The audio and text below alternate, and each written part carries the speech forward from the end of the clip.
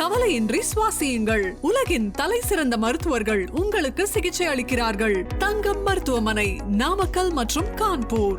நம்ம பூர்விகால எம்ஐ போனை பர்ச்சேஸ் பண்ணுங்க. டெக் ட்ரிவியா சேலஞ்ச்ல பார்ட்டிசிபேட் பண்ணி ஏராளமான பரிசை வெல்லுங்க. Taste the Daily. GT Holidays, South India's #1 travel brand. You know you are special when you're with GT Holidays. எல்லா பெரிய மனிதர்களும் வளர்ந்த பிறகு நான் அப்படி பண்ணேன், இப்படி பண்ணேன், அந்த கஷ்டப்பட்டேன், இந்த கஷ்டப்பட்டேன்னு வெறும் பொய் பொருட்களை சொல்லுவாங்க. ஆமா. ஆனா ஐயா அது மாதிரி சொன்னதே இல்லை. இடம் பிடிச்சி கொடுத்தா காசு கிடைக்கும், அவ்வளவுதான் அவர் தெரிஞ்சுக்கிட்டது. ரொம்பலாம் அறிவை போட்டு கசக்கல. அவர் அறிவே தான் இல்லைன்றாரு. அவர் நான் படிக்கவங்களே எனக்கு அறிவே கிடையாது, தற்குறியா இருந்தவன் தான்றாரு. எப்படி ஒரு மனிதனால இப்படி ஓப்பனா பேச முடியும் சார்? நான் கஞ்சா குடிச்சேன், நான் ஒரு பொம்பளை பொறுக்கி போல, அப்படி அந்த அளவுக்கு பேச முடியும் அவரால்? சில விஷயங்கள் சொல்ல முடியாதுன்னு சொல்லியிருக்காரு. என் வாழ்க்கையில முதல் இரவுலாம் நடக்குமா, கல்யாணம்லாம் ஆகுமா? ஆமா. ஏன்னா தான் கல்யாணம் பண்ணிக்கிறது எங்கெல்லாம் கேட்டேங்கிறத சொல்ல முடியலன்ட்டாரு. 2 தங்கச்சி என்னால கல்யாணம் ஆகாம நிக்குது. ஒண்ணு நான் தற்கொலை பண்ணிக்கணும், இல்ல உன்னை கல்யாணம் பண்ணிக்கணும். 2 ஒண்ணுதானா? 2 ஒண்ணுதான். அர்த்தம் அதுதானே. தன்மானம் ட்ரிகர் ஆகுது இல்ல, வா பார்த்து கொடுக்க முடியல அப்படின்னு சொல்லிட்டு அந்த அண்ணாமலை ரஜினி மாரி சக் சக் சக் சக் சக் சக்குன்னு அந்த மதுரா டிராவல்ஸ் அந்த எங்கே எக்மோரில் விரட்டி அடிக்கப்பட்டாரோ அதே இடத்துல வளர்ச்சி ரேஸ் ஆகுது. ஒரு சாதாரண பிளாட்ஃபாரத்தில் ஒரு டிக்கெட்டு, ஃப்ளைட் டிக்கெட்டுக்கு பிடிச்சி கொடுத்த ஒருத்தருக்கு எல்லா ஃப்ளைட்லேயும் இலவச டிக்கெட்டு. யாருக்கு? விகேடி பாலனையா.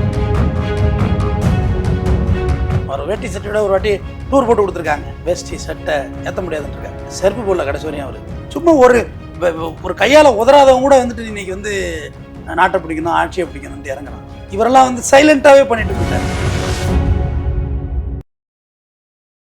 கிங் டிவி நேயர்களுக்கு வணக்கம். இன்றைய சிறப்பு நேர்காணலில் நம்மோடு இணைந்திருக்கும் சிறப்பு விருந்தினர் குற்றவியல் வழக்கறிஞர் டாக்டர் RS தமிழ்வந்தன் அவர்கள். சார் வணக்கம். வணக்கம்.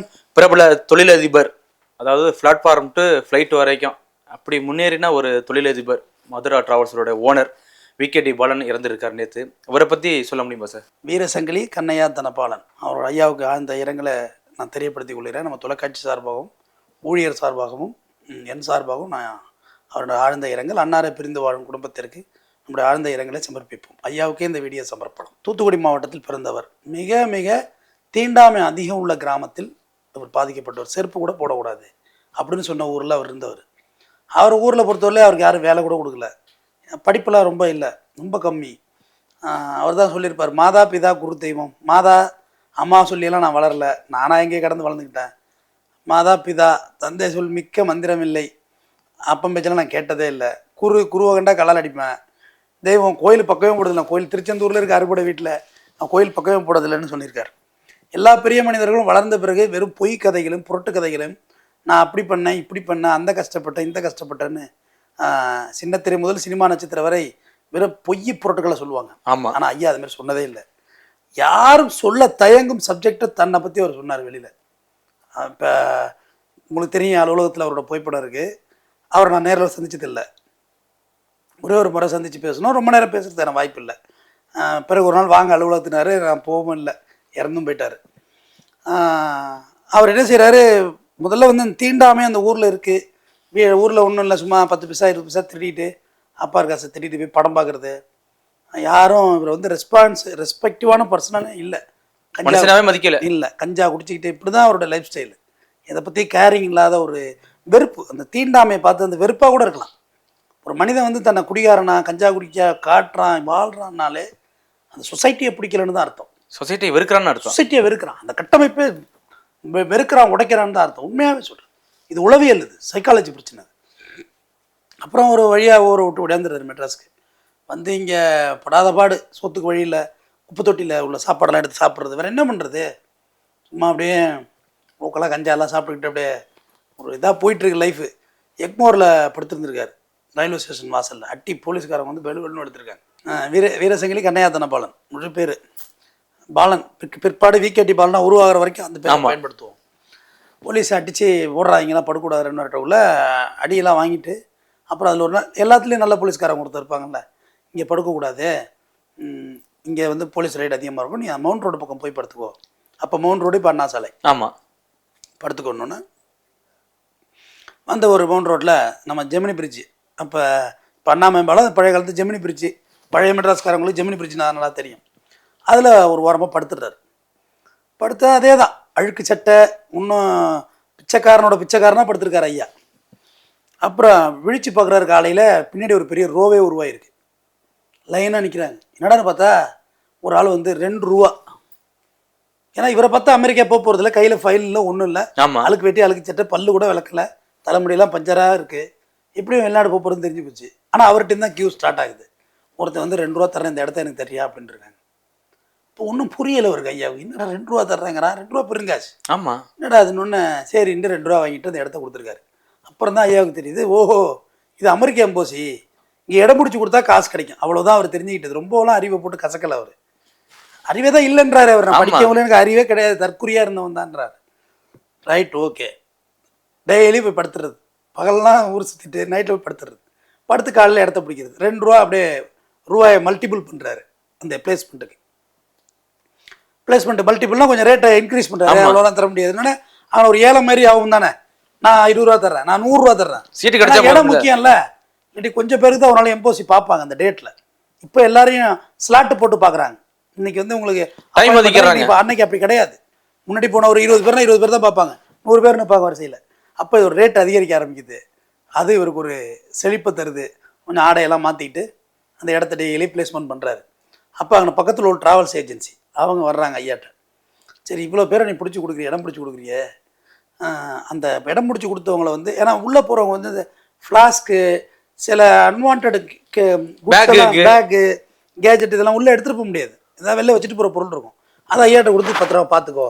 ஏன்னா இவர் ஒரு பிரதானமான ஆளாயிட்டார். அங்கேயே ஐடென்டிட்டி ஓட மாட்டார் தூக்கிட்டுன்னு. பார்த்துக்கன்னு சொல்லிட்டு போனோன்னு அப்போ அவர் என்ன சொல்லுவேன், அதெல்லாம் பார்த்துக்கிறேன், இந்த இடத்தையும் உனக்கு தர்றேன், ஆனால் நான் சொல்கிற ட்ராவல்ஸில் வந்து தான் நீ ஃப்ளைட் டிக்கெட் போடணும், ஓகேன்னா உனக்கு இடம் தர்றேன்றாரு.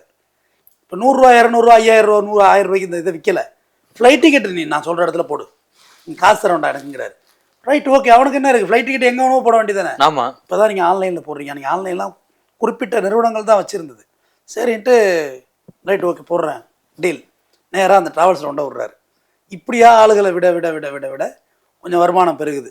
அந்த இடம் பிடிக்கிறதுன்னு நான் ஒன்று கேள்விப்பட்டேன். இந்த ஏரியாவில் உள்ள அந்த இவரை போன்ற சொல்ல போனால் ஒரு பிச்சைக்காரன் சொல்லுவாங்கல்ல, அவங்கெல்லாம் கூட்டியா வந்து வரிசையா டோக்கன் அதுவும் பண்ணியிருக்காரு ஐயா. வந்து அதுவும் சொல்கிறாரு, ஒரு பேட்டியில் சொல்லியிருக்காரு. அதையும் அங்கே உள்ள பிச்சைக்காரருக்கு எல்லாருமே வாழ்வழிச்சிருக்காரு, சம்பளம் கொடுத்துருக்காரு. நீ ஏடா பிச்சை எடுக்கிற, சம்பளம் தர்ற உனக்கு, நீ வந்து உட்காந்துக்க, சம்பளம் தர்ற, பிச்சை எடுக்க வேண்டியது, சம்பளம் தர்றேன் அப்படின்னு சொல்லி அவங்களே வேலைக்கு பணி அமைத்திருக்காரு.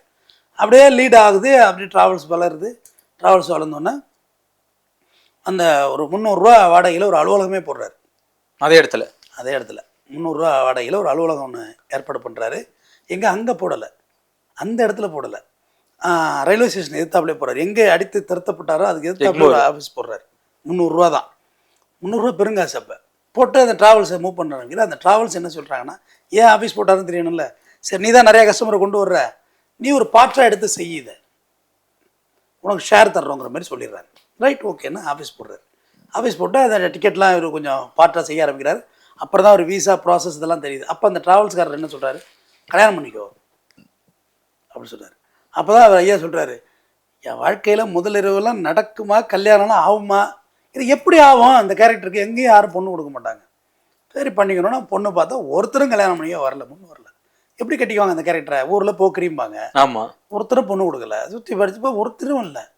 கடைசியாக ஒரு பொண்ணு இவரை கல்யாணம் பண்ணிக்க சம்மதிக்குது. அது மாதிரி சொன்னால் 3 பொண்ணு அவங்க வீட்டில் கல்யாணம் பண்ணுறாரு. கல்யாணம் பண்ணோன்னா ரைட், ஓகேன்னு கல்யாணம் பண்ணிவிட்டு கல்யாணம் ஆயிடுச்சு. வந்து முதல் ராத்திரி ரூமில் சின்ன அறை, அந்த அறையில் தான் இருந்திருக்கிறாங்க. மெட்ராஸில் வீடு வாடகைக்கு எடுக்கலை.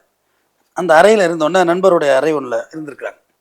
இருந்தோடனே அவங்க அந்த அம்மா வந்தோடனே கேட்டிருக்காரு, இவங்க கேட்குறேன். இப்போ சொல்கிறாரு, ஐயா கை காலெலாம் உதற ஆரம்பிச்சிட்டு, கையை கட்டிக்கிட்டு, நீ எப்படி என்னை தேர்ந்தெடுத்த, நான் தான் ஒன்றுக்குமே ஆகாதவன், ஒரு கஞ்சா குடிக்கி ஒரு 7-8 மாதம் பரதேசியாக மெட்ராஸில் சுற்றினவன், என்னை எப்படி நீ தேர்ந்தெடுத்த, எனக்கு அதுதான் கேள்வியாக இருக்குது அப்படின்னு சொல்கிறாரு.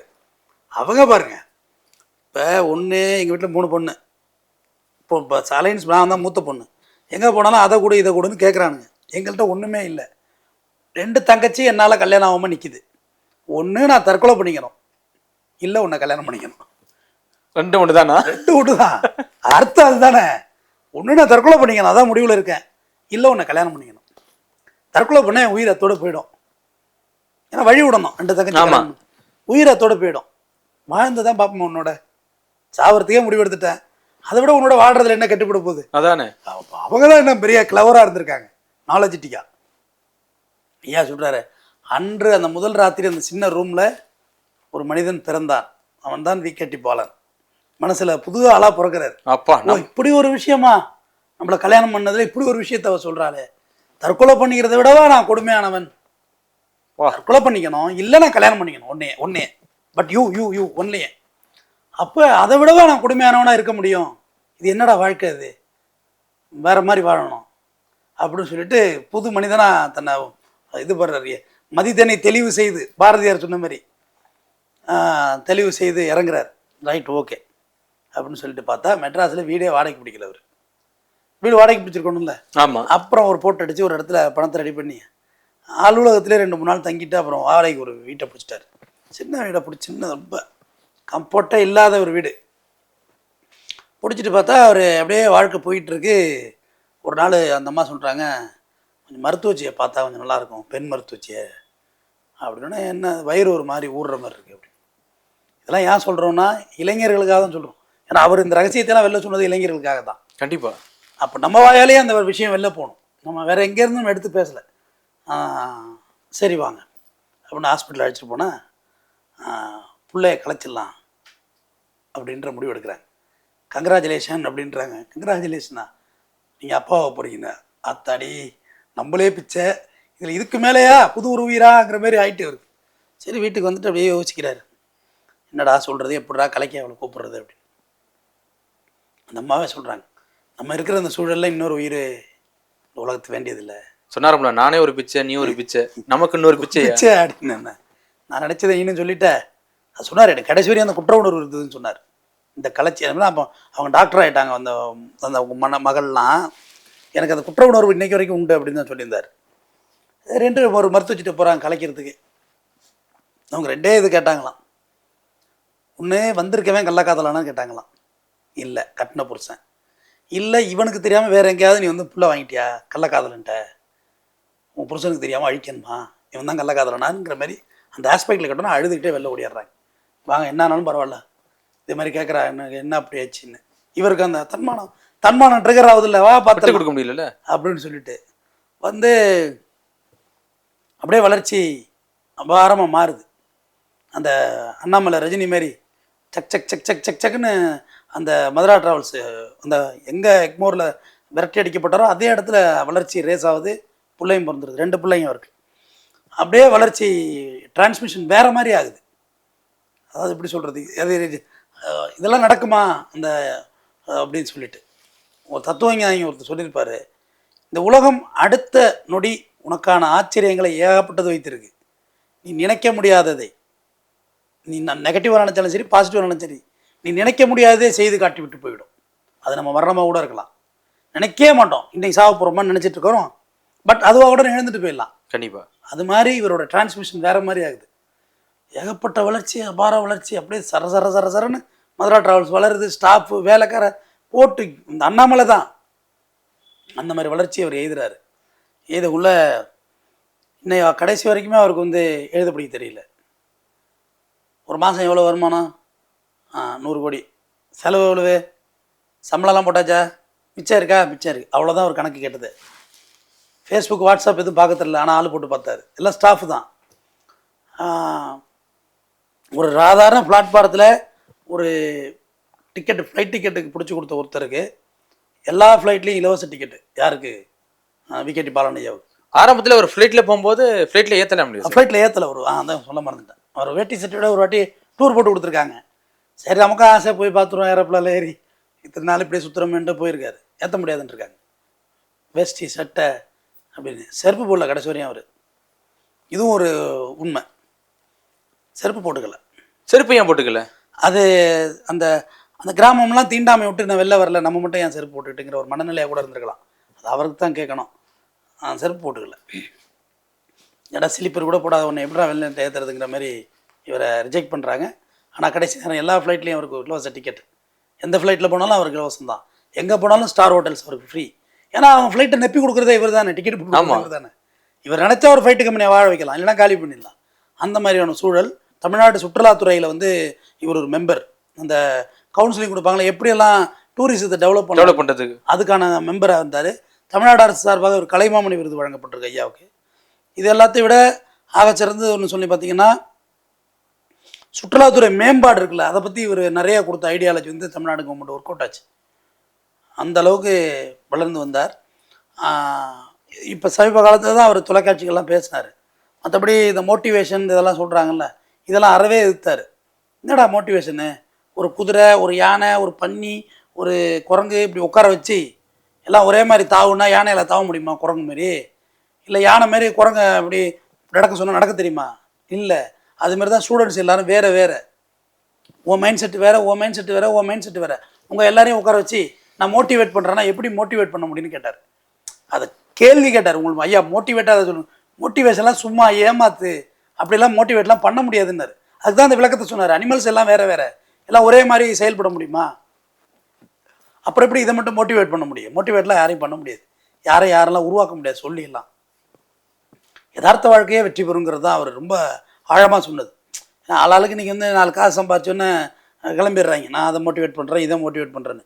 எப்படி மோட்டிவேட் பண்ண முடியும்? அவர் சொல்கிறது ரைட்டு தானே? ஆமாம், அது ரைட்டு தானே. அது எப்படி ஒரு மனிதனால் இப்படி ஓப்பனாக பேச முடியும் சார்? நான் கஞ்சா குடித்தேன், நான் ஒரு பொம்பளை பொறுக்கி போகலாம், இப்படி அந்தளவுக்கு பேச முடியும் அவரால்? சில விஷயங்கள் சொல்ல முடியாதுன்னு சொல்லியிருக்காரு. ஆமாம், ஏன்னா தான் கல்யாணம் பண்ணிக்கிறதுக்கு எங்கெல்லாம் கேட்டேங்கிறத சொல்ல முடியலன்ட்டார். எந்தெந்த மாதிரி பெண்கள்கிட்ட கேட்டேங்கிறது சொல்ல முடியாதுன்ட்டார். எனக்கு சங்கடமாக இருக்குது அதெல்லாம் சொல்கிறதுக்குன்ட்டாப்புல. அதுவே ஓப்பனாக பேசுகிறங்கிறது பெரிய விஷயம் தானே. அவர் தான் சொல்கிறாரு, நான் தற்கொலை பண்ணிக்கணும் இல்லை உன்னை கல்யாணம் பண்ணிக்கணும், நான் உன்னை கல்யாணம் பண்ணிக்கிட்டேன்டாங்க. அப்போ தான் அவர் சொல்கிறாரு, நான் தற்கொலை பண்ணிக்கிறத விட நான் வந்து மோசமான ஒரு மனிதனா அப்படின்னு சொல்கிறார். நான் பிறந்தேன்னு சொல்கிறாரு. முதல் வரையில் நான் பிறந்தேன், புது மனிதனாக வந்தேன் அப்படின்னு சொல்லி அந்த மனுஷன் வளர்ந்து வந்தவர். நிறைய உதவிகள் பண்ணியிருக்காரு. மாற்றுத்திறனாளிகளுக்காக வேண்டிய இலவச டெஸ்ட் முகாம் வச்சுருக்காரு. அது வெளிநாட்டுக்கு வேலைக்கு போகிறாங்கல்ல, அவங்களுக்குலாம் இலவச விசா ப்ராசஸ் பண்ணி அனுப்புறது. இந்த வெளிநாடுகளில் வேலைக்கு எல்லாம் போக்குள்ள மாற்றுத்திறனாளிகளுக்கு வந்து போதிய பணம் இருக்காது, அதெல்லாம் செஞ்சுருக்காரு அவர். சும்மா ஒரு கையால் உதறாதவங்க கூட வந்துட்டு இன்றைக்கி வந்து நாட்டை பிடிக்கணும், ஆட்சியை பிடிக்கணும்னு இறங்குறான். ஒரு எச்ச கையால் காக்கா விரட்ட மாட்டாங்கன்னு சொல்லுவாங்கல்ல, இவரெல்லாம் வந்து சைலண்ட்டாகவே பண்ணிட்டு போயிட்டார். ஓகே சைலண்ட்டாகவே ஒரு டெஸ்ட் முகாம் வச்சுருக்காரு. உண்மையான ஏழை எளியவர்களுக்கு வந்து வேலை வாய்ப்புகளை அவர் நிறுவனத்தில் போட்டு கொடுத்துருக்காரு. பாதிக்கப்பட்டவங்களுக்கு கூடுதல் சம்பளம் போட்டிருக்காரு. இந்த மாதிரி அவ்வளோ விஷயங்களே அவர் பண்ணியிருக்காரு. எல்லாமே கல்வி இல்லை அவர்கிட்ட, கல்வி இல்லை, ஊரில் சாதிய ஒடுக்குமுறை எல்லாத்துக்கும் ஆளாயிருக்கார் அவர். அடுத்த வரையும் அவரோட ஜாதி எதுன்னு தெரியல, பட் அந்த விஷயங்கள்லாம் நம்ம ஓவரால் ஜஸ்டிஃபை பண்ண முடியும். அந்த நிலைக்கு வந்த ஒரு மனிதன் இன்று வந்து இவ்வளோ பெரிய மாமனிதனாக வாழ்ந்திருக்கார். இவ்வளோ பெரிய கட்டமைப்பு இது பாரதியோட வரிகளோட முடிச்சா நல்லா இருக்குன்னு நினைக்கிறேன். நரை கூடிக்கிழ பருவமைதி கொடும் கூற்றுக்கிற என பெண்மாயின் சில வேடிக்கை மனிதரை போல வீழ்வேன் என்று நினைத்தாயா அப்படின்ற மாதிரி ஐயா வந்து வாழ்ந்து இறந்திருக்காரு. ஐயாவோட ஆத்மா சாந்தி அடையட்டும். நன்றி. மீண்டும் மற்றொரு நிகழ்வோடு சந்திப்போம். மிக்க நன்றி சார். கவலையின்றி சுவாசியுங்கள். உலகின் தலை சிறந்த மருத்துவர்கள் உங்களுக்கு சிகிச்சை அளிக்கிறார்கள். தங்கம் மருத்துவமனை, நாமக்கல் மற்றும் கான்பூர். நம்ம பூர்விகால எம்ஐ போனை பர்ச்சேஸ் பண்ணுங்க. டெக் ட்ரிவியா சேலஞ்சில் பார்ட்டிசிபேட் பண்ணி ஏராளமான பரிசை வெல்லுங்க. Taste the Daily. GT Holidays, South India's #1 travel brand. You know you are special when you're with GT Holidays.